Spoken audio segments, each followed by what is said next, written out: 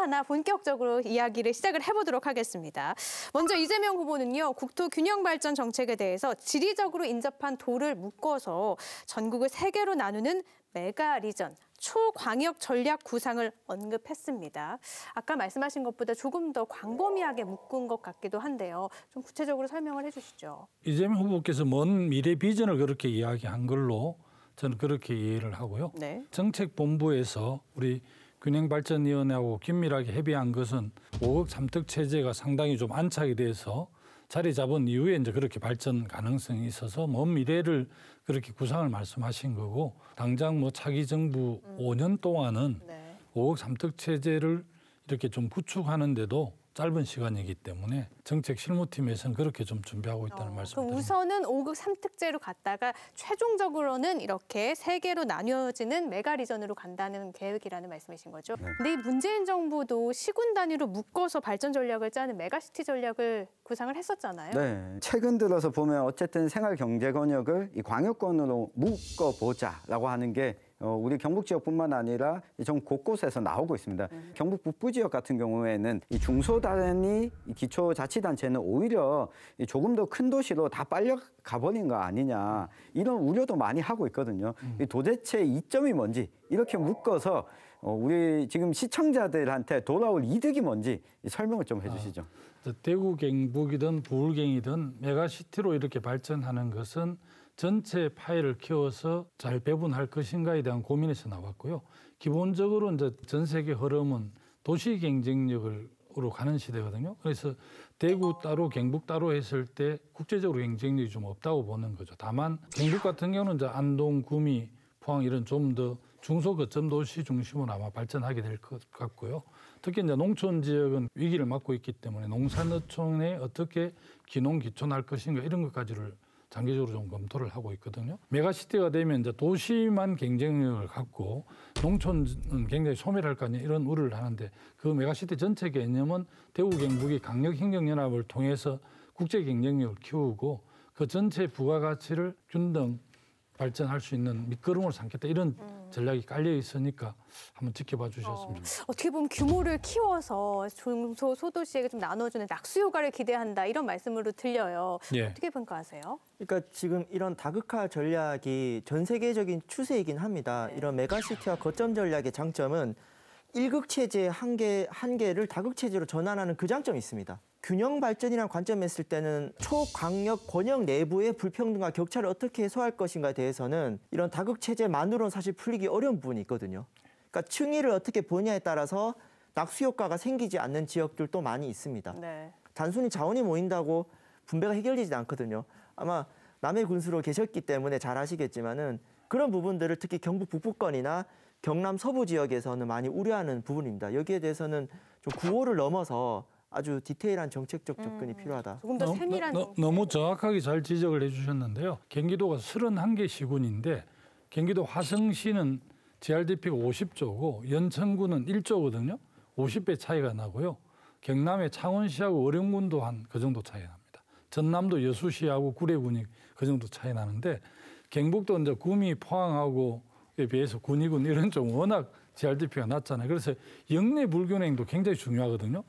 지금 이제 균특회계가 11조 정도 있는데 이것도 수도권의 강력교통망에 많이 쓰여요. 저희 정책본부에서는 균특회계를 20조로 늘려서 그 80%는 비수도권에 쓰고 20%는 수도권에 쓰되 영내 불균형을 해소하는 데 쓰는 걸로 그렇게 지금 저희들이 정책 준비를 하고 있는데, 새 정부가 만들어지면 그 균형 발전을 뭐 산자부가 하든 행정안전부가 하든 중소벤처기업부가 하든 어쨌든 그 부분은 영내 불균형을 해소하는 거는 또 시도지사, 지방정부의 또 몫이기도 하거든요. 어느 정도 불균형이 해소, 수도권과 비수도권이 해결되기 전까지는 연대세라든지 이런 걸 통해서 중앙정부가 개입을 해서 역할을 한 이후에 이제 자발적으로 출발할 수 있게 해야지, 지금 상태에서는 수도권하고 비수도권 경쟁 자체가 안 되지 않습니까? 그래서 좋은 의미로 중앙정부의 적극적인 역할이 필요하다, 이렇게 보고 있습니다. 그래서 걱정이 되는 것 중에 하나가 이재명 후보가 경기도지사 시절에 경기도에서는 재난지원금을 100% 주겠다라고 결정을 내리면서 시군 단위의 의견은 묻지 않고 이 시군 단위에서도 이걸 부담하라 라고 했잖아요. 이 대통령이 되었을 때도 이런 결정을 하지 않을까 하는 우려가 있거든요. 너무 일방적인 네. 결정으로 밀어붙이는 거 아니냐. 그 점에 대해서는 저도 전국의 재정 상황이 비슷한 상황에서 경기도에 창의적으로 그렇게 하는 거는 저는 동의하지만 지금은 경기도의 재정과 다른 시도 재정이 워낙 격차가 나기 때문에 지금 경기도만 주는 건 옳지 않다고 내가 비판한 적도 있습니다. 대통령이 당선되셔서 그렇게 하시면 저라도 청와대 앞에 가서 항의 시위하고 하겠습니다.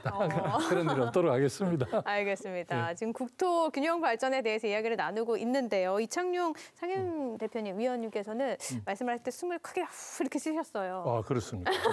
이게 내색을 안 해야 되는데 이미 이제 선진국들은 분권화가 이미 돼 있는 상태에서 지역의 경쟁력을 높이기 위해서 시도를 넘어서 그렇게 이제 초강력권을 형성해서 이래 하는 건데 우리는 전혀 분권이 안 돼 있는 상황에서 권역만 통합한다고 해서 그래서 되면 우리가 마치 이 두 가난한 두 집안이 살림을 합친다고 해서 그 더 잘 사느냐 이런 거를 한번 봐야 된다고 생각합니다.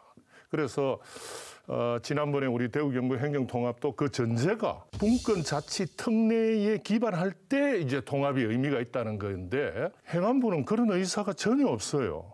그러니까 이제 행정통합이 이게 이제 상당히 이게 생각보다 효과를 못 낼 거다라는 거죠. 그래서 이제 특별 자치단체로 해서 시도 간의 이런 통합 논의로 이제 가고 있는데 그거 역시도 주민이 그 구성원으로서 이렇게 될 수 있는 특별 지방자치단체가 돼야 되거든요. 아까 의원님께서 뭐 5개 그걸 나누는 것으로 좀 구상을 이야기하셨는데 사실 그거는 17, 8년 전에 나온 이야기입니다.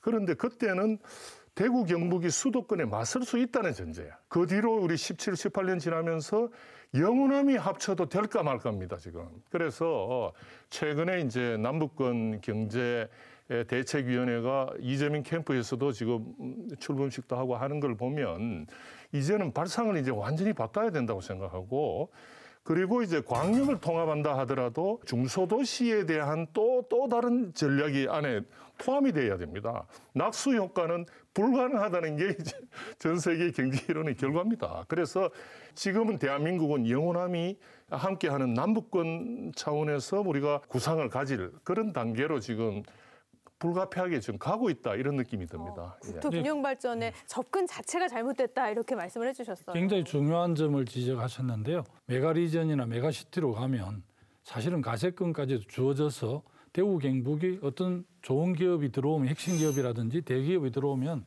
상당한 권한이 있어야 되는데 지금 전혀 그런 권한이 없는 상태거든요. 그래서 분권이 전제되지 않는 강력연합 그래서 중앙정부가 강력하게 개입을 해야 합니다. 좋은 의미로. 그렇게 해서 어느 정도 독자적인 발전 전략을 세울 수 있는 정도의 산업 기반이나 R&D 기반이라든지 좋은 기업을 이렇게 지역으로 이렇게 내려보내고 또 유인을 해서 출발을 해야만 경쟁이 가능합니다. 그래서 저는 균형 발전할 수 있는 마지막 골든타임이 차기 정부 5년이라고 생각을 합니다. 어떤 전문가들은 이미 대한민국 균형 발전할 수 있는 타임이 지나버렸다라고 진단하는 사람도 있습니다. 그러나 저는 차기 정부 5년 동안 균형 발전이나 그야말로 분권을 어느 정도 완성하지 못하면 영원히 성 안에 수도권의 나라가 있고 성 밖에 비수도권의 나라가 있고 지방은 수도권의 부스러기를 떠듬은 이등 국민으로 전락할 수밖에 없다는 위기감을 저는 갖고 있고 그 점도 최근에 후보하고 몇 차례 이야기를 하면서 후보가 공감을 하더라고요.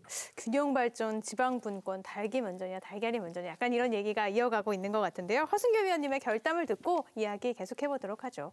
네, 악마는 디테일에 있다.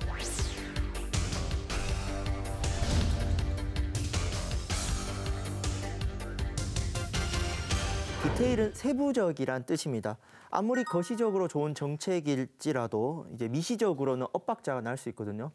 요즘 대놓고 지방분권, 균형발전 반대하는 정치 세력은 없습니다. 이제는 균형발전을 어떻게 할지 이제 구체적으로 살펴봐야 되고 강론끼리 충돌하는 부분에 있어서 좀 세밀하게 검토해 볼 필요가 있다고 생각합니다. 네, 세밀하게 살펴보도록 하죠. 네, 알겠습니다.